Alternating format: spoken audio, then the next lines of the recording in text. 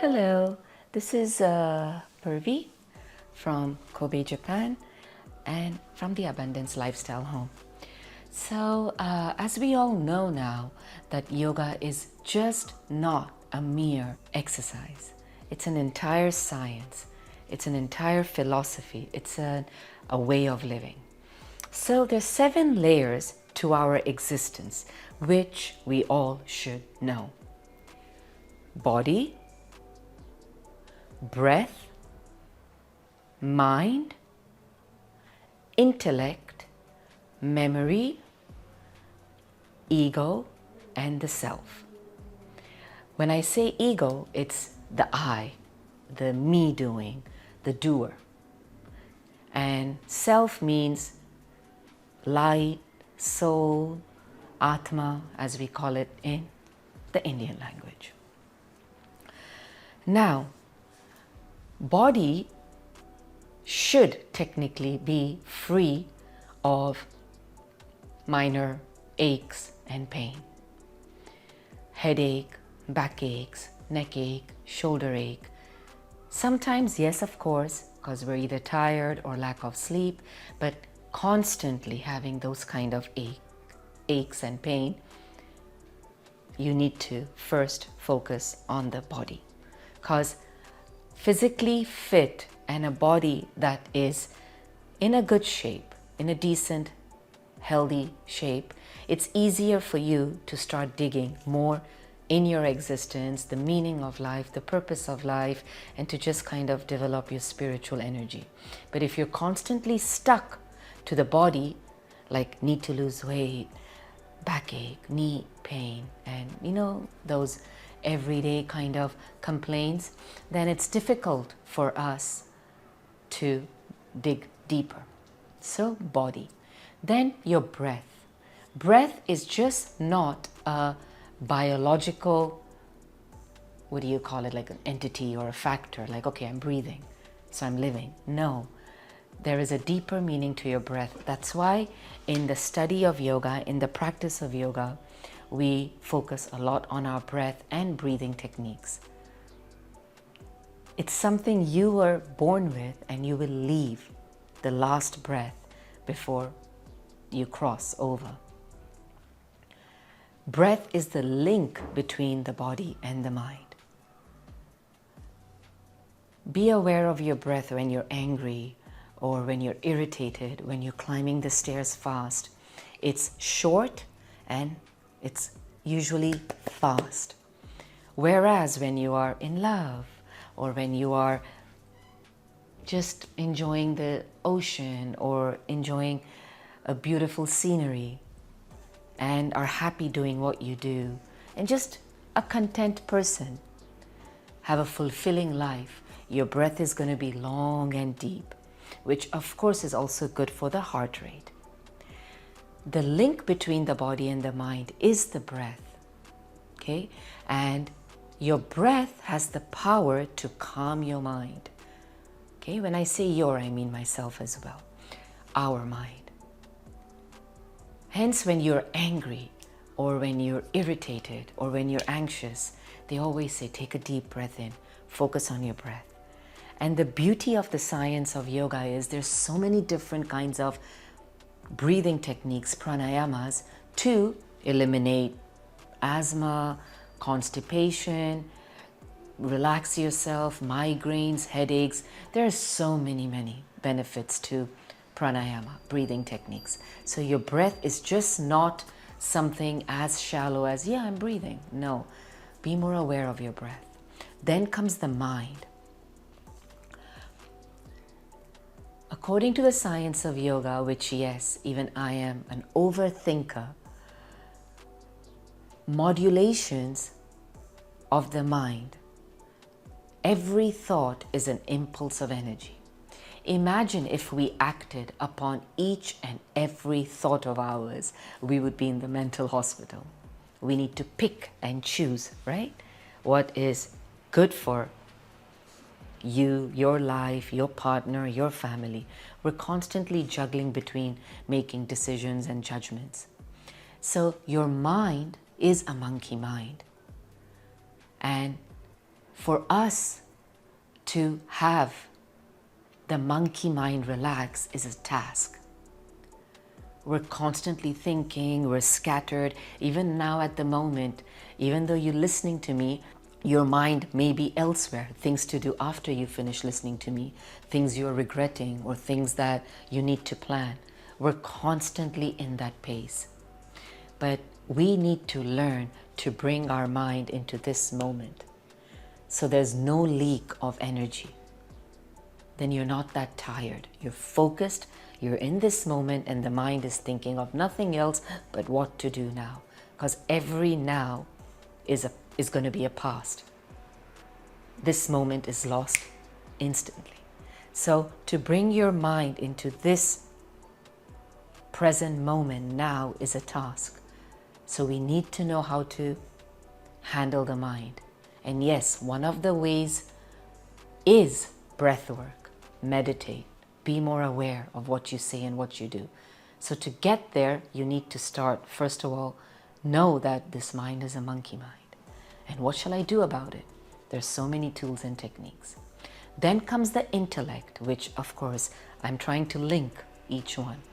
I said earlier, we're constantly juggling between the right and the wrong for us, you, your family, your work, in that judgment phase.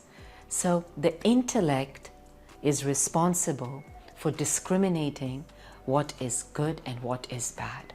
We need it. We all need it.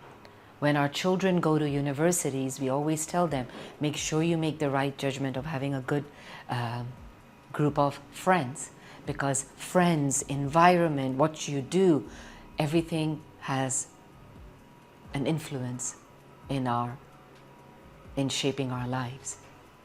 So your intellect discriminates between right and the wrong, the good and the bad. We need it. We can't just, that's why we're human beings and we're not animals. We're special.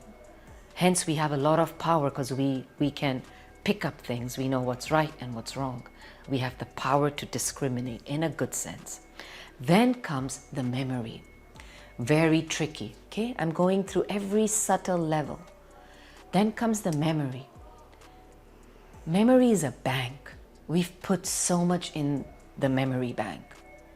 We either want to relive the good moments we have had in the past because it gave us a sense of fulfillment, happiness. You know, it just made us happy. It was effortless. And we want to avoid what gave us misery, sadness, what has become a trauma in our life. So this memory bank is so important.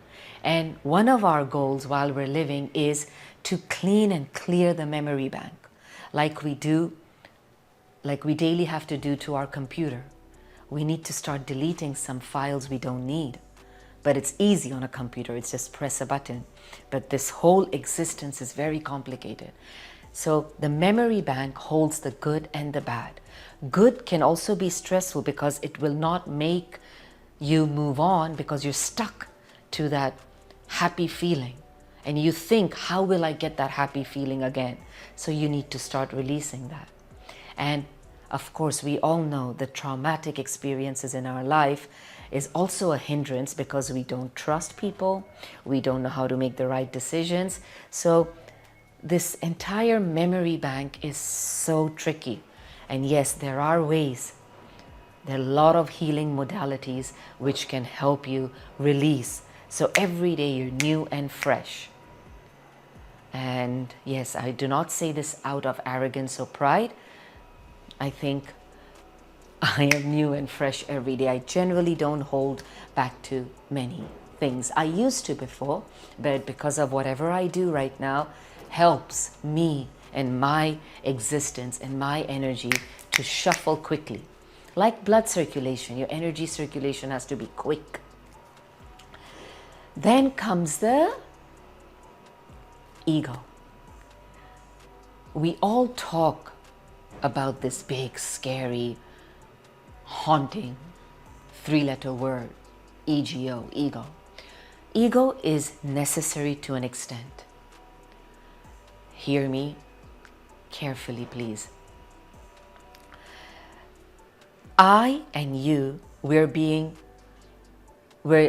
different because of the way I look, the place I am from, the country I was born, and what I do. And that's important, okay? That's how we are separate. You may be an artist, and you might be from Japan, and you may be a male, and your name can be Jun, right? Likewise, I am from India, raised in Japan. My name is Purvi, and I do what I do now. So that ego is necessary. When we introduce ourselves to anyone, we're like, hello, my name's Purvi. Yeah, that's ego as well. But when everything becomes about the I, everything's working because of me, that doership is not good.